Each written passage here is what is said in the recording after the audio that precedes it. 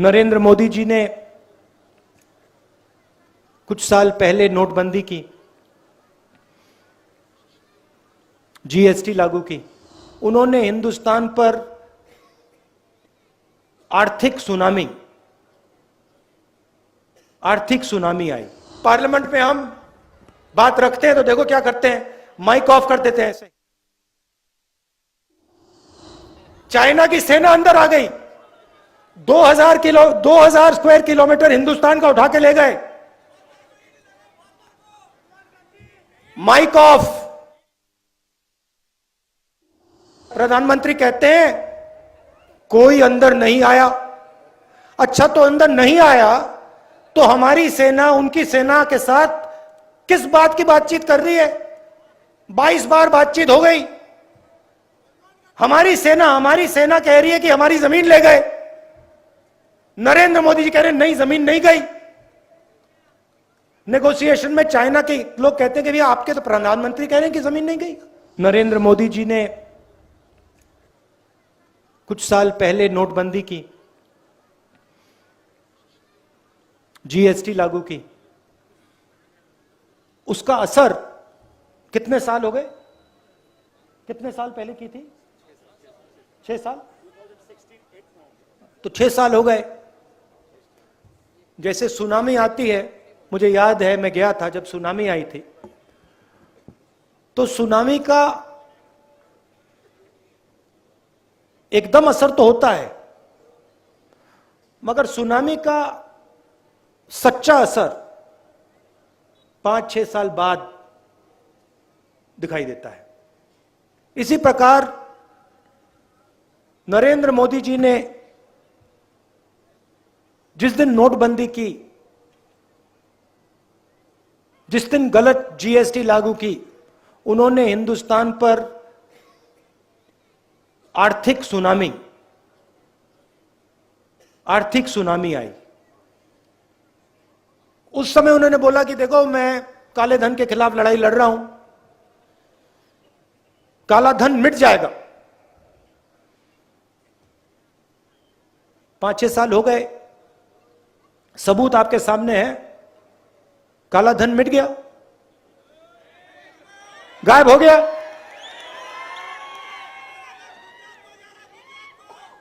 नहीं, गुजरात को भैया आपके प्रोजेक्ट जा रहे हैं, वो काला धन अलग है, मगर आपके प्रोजेक्ट जा रहे हैं। जैसे एयरबस होता है, हवाई जहाज होता है, रनवे से टेक ऑफ करता है, देखा होगा आपने, देखा है ना? वैसे ही एयरबस का प्रोजेक्ट महाराष्ट्र से उड़ता हुआ चला गया। पता नहीं कहां चला गया, कहां गया, क्यों गया? गुजरात में चुनाव आ रहे हैं। नहीं, वो है किसके यहां गया, वो अलग बात है। तो एयरबस का प्रोजेक्ट गया। अच्छा, आपके जेब में मोबाइल फोन है? दिखाओ जरा। इसके अंदर ये मोबाइल फोन का प्रोजेक्ट, फॉक्सकॉन का प्रोजेक्ट, ये कहां गया? तो महाराष्ट्र जो आपका है, हजारों करोड़ रुपए, और पैसे को छोड़ो, आपके युवाओं का भविष्य, उनका रोजगार आपके प्रदेश से छीना जा रहा है। देश में बीजेपी, आरएसएस नफरत फैला रही है, हिंसा फैला रही है, डर फैला रही है। नोटबंदी की, गलत जीएसटी लागू की, किसानों के जो काले कानून थे उसको लागू करने की कोशिश की। इनका लक्ष्य हिंदुस्तान की जनता के दिल में डर डालने का है, भय डालने का है। किसानों से बात हुई, मैंने पूछा भाई बताओ क्या मुश्किल है। कहते हैं राहुल जी हम खेती करते हैं, अपना खून पसीना डाल देते हैं, मगर हमें यह नहीं मालूम कि हमारी गेहूं का, गन्ने का क्या रेट मिलेगा। सरकार हमसे गैम्बलिंग करवाती है, जुआ खिलवाती है। कभी कोई रेट मिलता है, कभी कोई और रेट मिलता है, मगर एक बात की गारंटी है, हमारे खेत से पैसा नहीं बनता है, हमें आमदनी नहीं मिल सकती है। तो हो क्या रहा है, देश में 2-3 बड़े उद्योगपतियों को, आप देख लेना, ये जो फॉक्सकॉन का प्रोजेक्ट है, एयरबस का प्रोजेक्ट है, ये अंत में उन्हीं 2-3 लोगों के हवाले होगा, जाएगा, उन्हीं को मिलेगा। वो 3-4 नाम हैं, आप सब जानते हो कौन है। दो तीन नाम है, पूरा हिंदुस्तान जानता है। नरेंद्र मोदी जी के मित्र हैं और पूरा का पूरा धन हिंदुस्तान का सीधा इनके हवाले किया जा रहा है। और यह नहीं कि एक सेक्टर या 2 सेक्टर, किसी भी सेक्टर में, किसी भी सेक्टर को नहीं छोड़ा है। एयरपोर्ट, पोर्ट, इंफ्रास्ट्रक्चर, एग्रीकल्चर,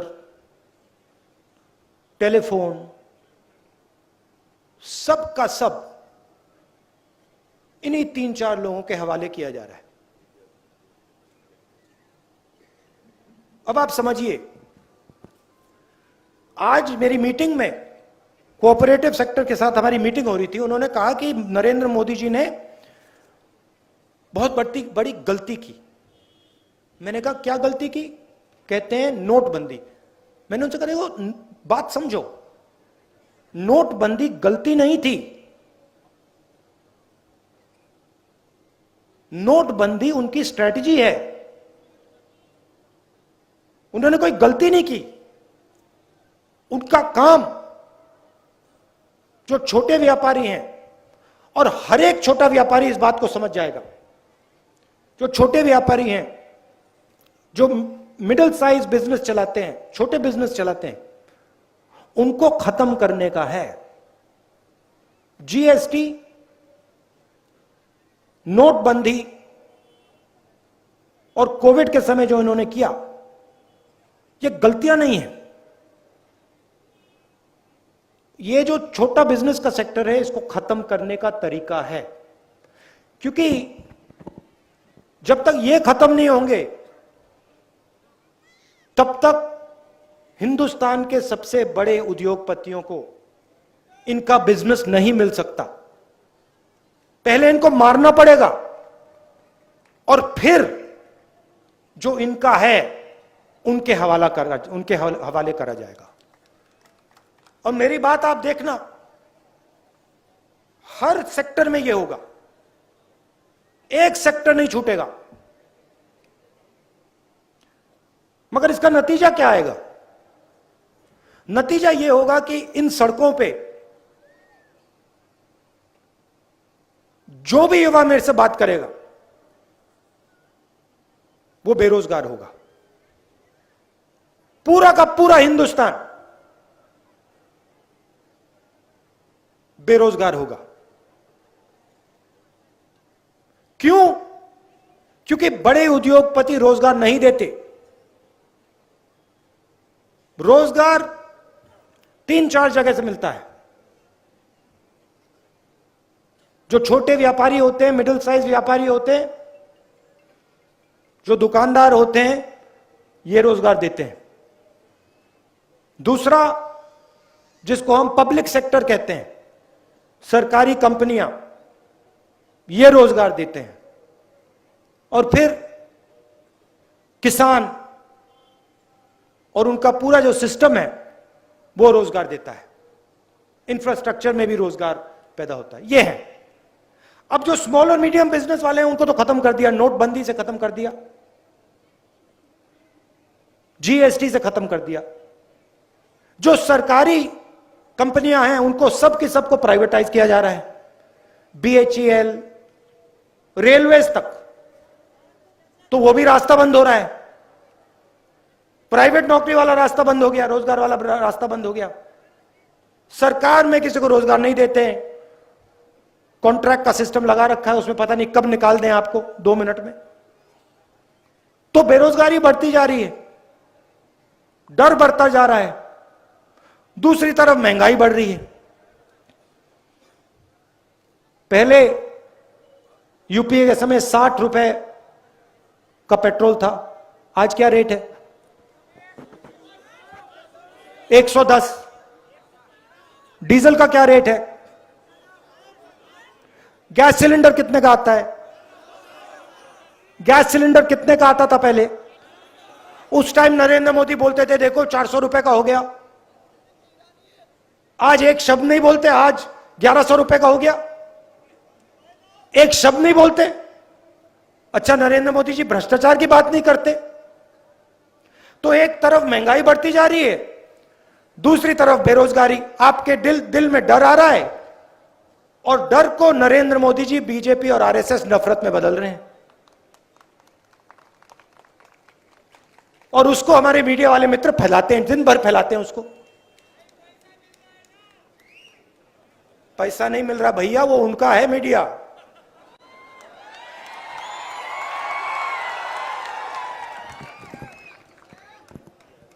ये भैया किसानों का नहीं है। ये मीडिया जो है गलतफहमी में मत आओ, ये मजदूरों का नहीं है, ये किसानों का नहीं है, छोटे व्यापारियों का नहीं है।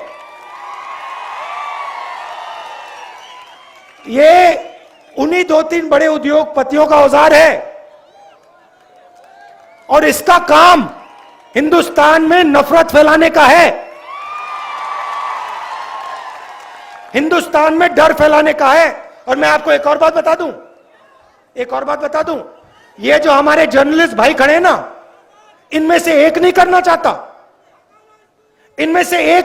चाहता, ये सब देशभक्त हैं, एक नहीं करना चाहता, मगर चॉइस नहीं है, नौकरी से निकाल देंगे। तो ये है हालत। देखो हंस रहे हैं, मुस्कुरा रहे हैं, देखो सबके सब मुस्कुरा रहे, देखो। तो इसीलिए हमने ये भारत जोड़ो यात्रा शुरू की है। मीडिया वाले हमारी बात ना उठाएं, पार्लियामेंट में हम बात रखते हैं तो देखो क्या करते हैं, माइक ऑफ कर देते हैं ऐसे।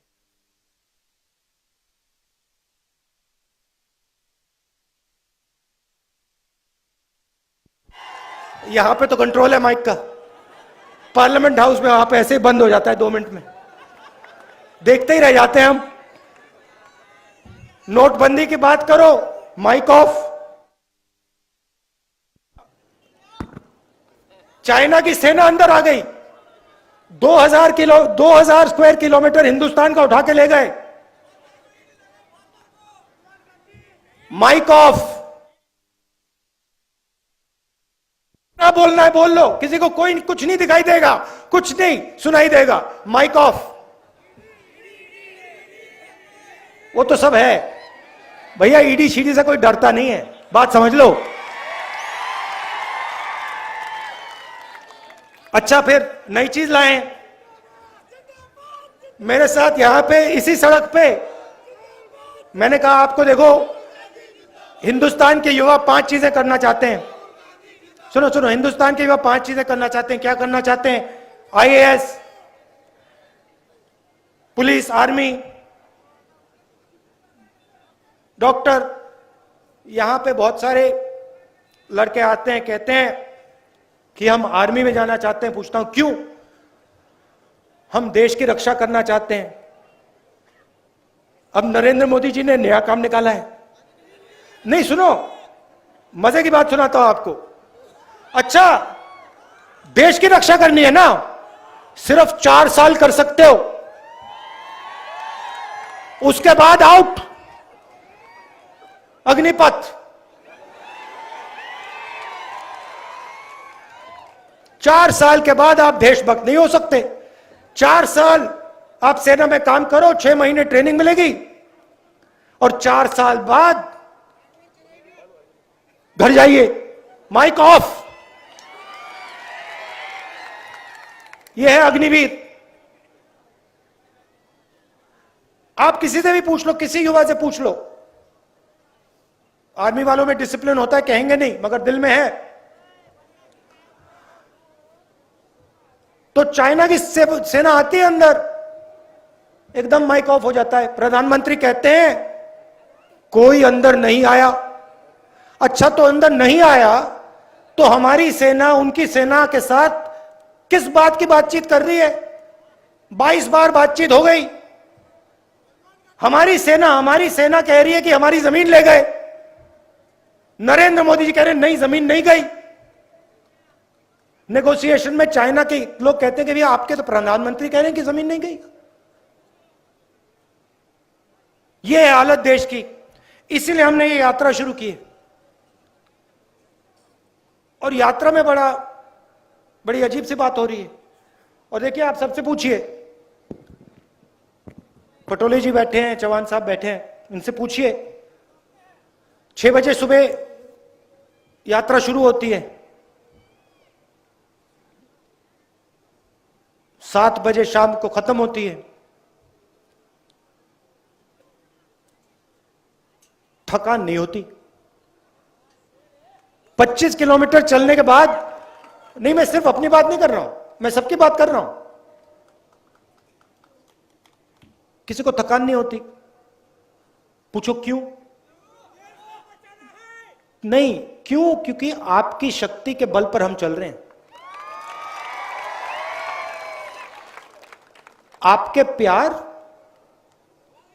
प्यार और आपकी शक्ति हमें श्रीनगर तक पहुंचा रही है। रोक नहीं सकता कोई।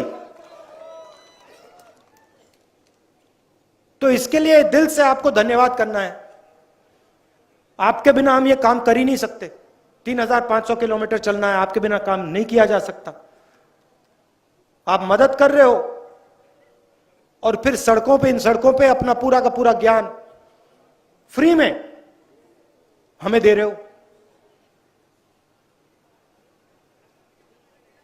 तो आप सबका दिल से धन्यवाद करना है। इतना आपने प्यार दिया, इतनी शक्ति दी, इसके लिए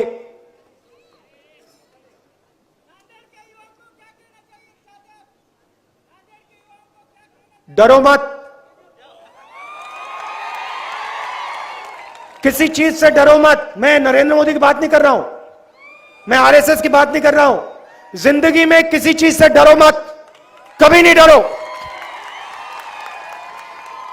और दूसरी बात सुनो, अगर डरोगे नहीं तो किसी से नफरत करोगे नहीं, हो ही नहीं सकता। तो अपने दिल में से डर को निकाल दो, और जो ये देश है इसमें नफरत मत फैलाओ, इसमें भाईचारा और प्यार फैलाओ। देशभक्ति करनी है। देशभक्ति देश को बांटने से नहीं होती। एक तरफ झंडे को सलूट मारा, दूसरी तरफ एक भाई को दूसरी भाई से लड़ा दिया, यह देशभक्ति नहीं है, यह देश को कमजोर करने का काम है। तो नांदेड़, महाराष्ट्र, हिंदुस्तान के युवा से मेरा एक ही मैसेज है, डरो मत और नफरत को अपने दिल से मिटा दो, और देश के लिए काम करो।